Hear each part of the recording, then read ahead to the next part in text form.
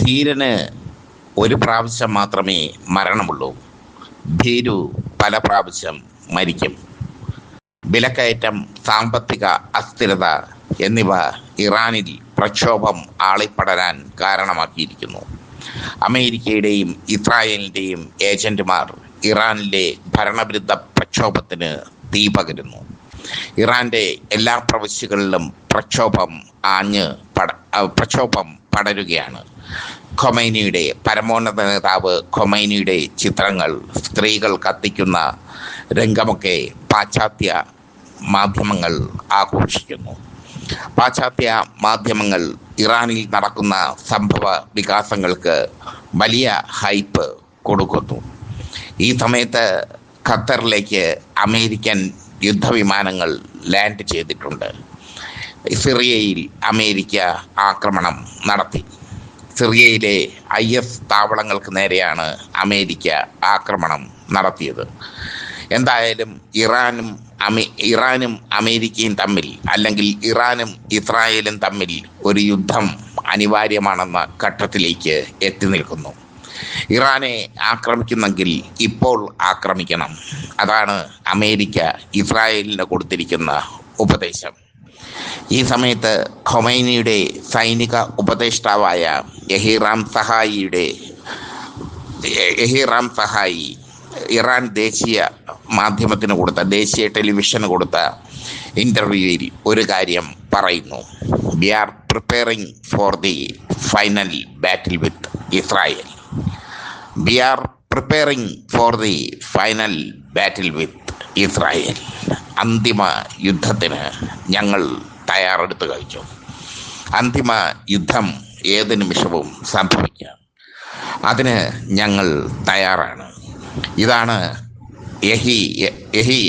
യഹീറാം സഹായി പറഞ്ഞിരിക്കുന്നത്. ഖൊമൈനിയുടെ സൈനിക ഉപദേഷ്ടാവും ഖൊമൈനിയുടെ വലങ്കൈയുമാണ് യഹീറാം സഹായി. അദ്ദേഹം ഇത് പറഞ്ഞതോടുകൂടി തന്നെ ഇറാന്റെ മനസ്സിലിരിപ്പ് വ്യക്തമാണ്. ഇറാനെ ആക്രമിക്കാൻ ഖത്തറിൽ വൻതോതിൽ കോപ്പുകൾ കൂട്ടുന്നുണ്ട് അമേരിക്ക.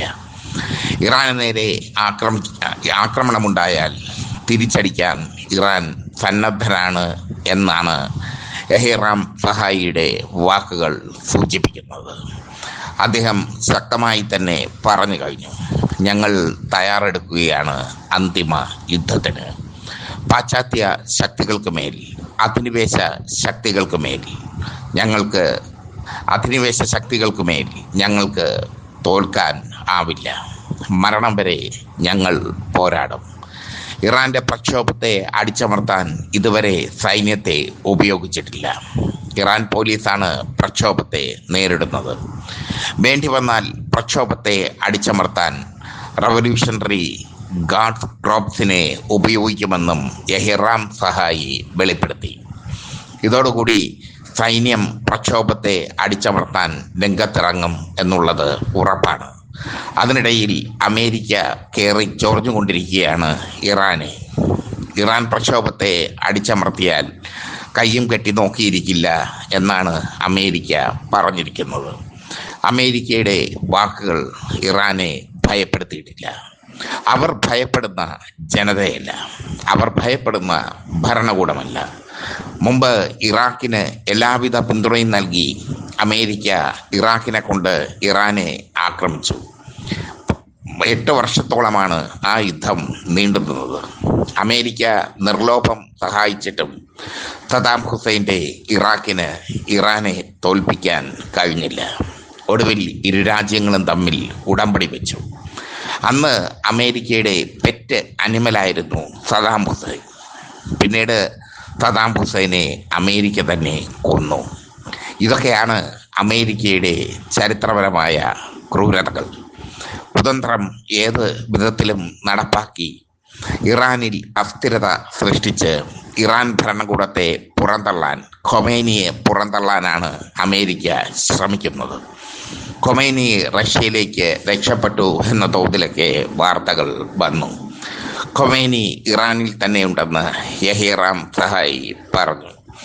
ഖൊമൈനി ഒരിടത്തും രക്ഷപ്പെട്ടു പോകാൻ ഇപ്പോൾ തീരുമാനിച്ചിട്ടില്ല. ഖൊമൈനിയുടെ സുരക്ഷ റവല്യൂഷണറി ഗാർഡ് ക്രോപ്സിൻ്റെ കയ്യിലാണ്. അതുകൊണ്ട് തന്നെ ഖൊമൈനിയെ തൊടാൻ ആർക്കും കഴിയില്ല. ഇതാണ് എഹ്റാം സഹായി ഇറാൻ ദേശീയ ടെലിവിഷന് നൽകിയ അഭിമുഖത്തിൽ പ്രസ്താവനയിൽ പറഞ്ഞിരിക്കുന്നത്. എന്തായാലും അന്തിമ യുദ്ധത്തിന് ഇറാൻ തയ്യാറെടുക്കുന്നു. ഇറാൻ ജനതയിൽ ഒരു വിഭാഗം അമേരിക്കയുടെയും ഇസ്രായേലിൻ്റെയും കയ്യിലെ കളിപ്പാവയായി മാറിയിരിക്കുന്നു. പിറന്ന നാടിനെതിരെ അവർ കലാപത്തിന് ശ്രമിക്കുന്നു. ആ കലാപത്തിന് ശ്രമിക്കുന്നവർക്ക് തക്കതായ ശിക്ഷ നൽകുമെന്ന് ഖൊമൈനി പ്രസ്താവിച്ചിരുന്നു. ഇറാൻ്റെ തെരുവുകൾ കത്തുകയാണ് ഇപ്പോൾ. ഇറാൻ്റെ ഔദ്യോഗിക ദേശീയ മാധ്യമ സ്ഥാപനം പോലും ആക്രമിക്കാൻ ശ്രമിച്ചു പ്രക്ഷോഭകാരികൾ. അപ്പോഴൊന്നും ഇറാൻ സൈന്യത്തെ അവരെ അടിച്ചമർത്താൻ ഖൊമൈനി നിയോഗിച്ചിട്ടില്ല. പക്ഷേ പ്രക്ഷോഭം അടിച്ചമർത്താൻ ഇറാൻ സൈന്യത്തെ നിയോഗിക്കേണ്ട അവസ്ഥ വരുമെന്നാണ് എഹ്റാം സഹായി പറഞ്ഞിരിക്കുന്നത്. ഇതോടുകൂടി ഒരു കാര്യം വ്യക്തമായി. അമേരിക്കയുടെ കൊട്ടേഷൻ ടീമായ ഇസ്രായേലിനും ഇറാൻ കീഴടങ്ങില്ല. അവർ പൊരുതും എന്നുള്ളത് വ്യക്തമായി. ഇറാൻ സൈന്യം ഇപ്പോഴും ഖമൈനിയുടെ കൂടെയാണ്. ഇറാൻ സൈന്യത്തിൻ്റെ പരമോന്നത നേതാവാണ് ഖമൈനി. അതുതന്നെയാണ് ഖമൈനിയുടെയും മസൂദ് പെസഷ്കിയാൻ്റെയും വിജയം. ഇറാൻ പ്രധാനമന്ത്രി മസൂദ് പെസഷ്കിയാൻ്റെയും വിജയം. ഇസ്രായേൽ അമേരിക്കയുടെ സഹായത്തോടു കൂടി നടത്തിയ ആക്രമണം ഇറാനെ സാമ്പത്തികമായി തകർത്തു എന്നുള്ളത് ശരിയാണ്. മറ്റൊന്ന്, പാശ്ചാത്യ രാജ്യങ്ങൾ ഇറാനുമേൽ അടിച്ചേൽപ്പിച്ച ഉപരോധമാണ്.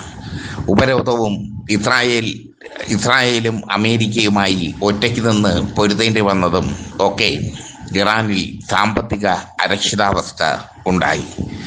വിലക്കയറ്റം ദുസ്സഹമായി, സാമ്പത്തികമായി അസ്ഥിരതയായി, ഇറാൻ്റെ നാണയത്തിൻ്റെ വിലയിടിഞ്ഞു. ഇതൊക്കെ അമേരിക്ക മുതലെടുത്തു. അമേരിക്കയുടെ CIA-യും ഇസ്രായേലിൻ്റെ മൊസാദും ഒക്കെ മുതലെടുത്തു. ഇറാനിൽ അവർ വൻതോതിൽ കലാപം അഴിച്ചുവിട്ടു.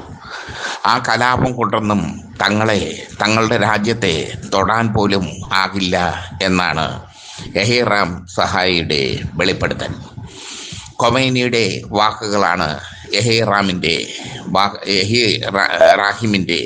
വാക്കുകളിലൂടെ വന്നിരിക്കുന്നത്. ഖൊമൈനി പറയാനുള്ളത് എഹ്റാം സഹായി പറഞ്ഞു. അമേരിക്കയ്ക്ക് മുമ്പിൽ കീഴടങ്ങില്ല, ഇസ്രായേലിന് മുമ്പിൽ കീഴടങ്ങില്ല. ഇസ്രായേലിൽ നിന്ന് ഒരാക്രമണം ഇറാൻ പ്രതീക്ഷിക്കുന്നു.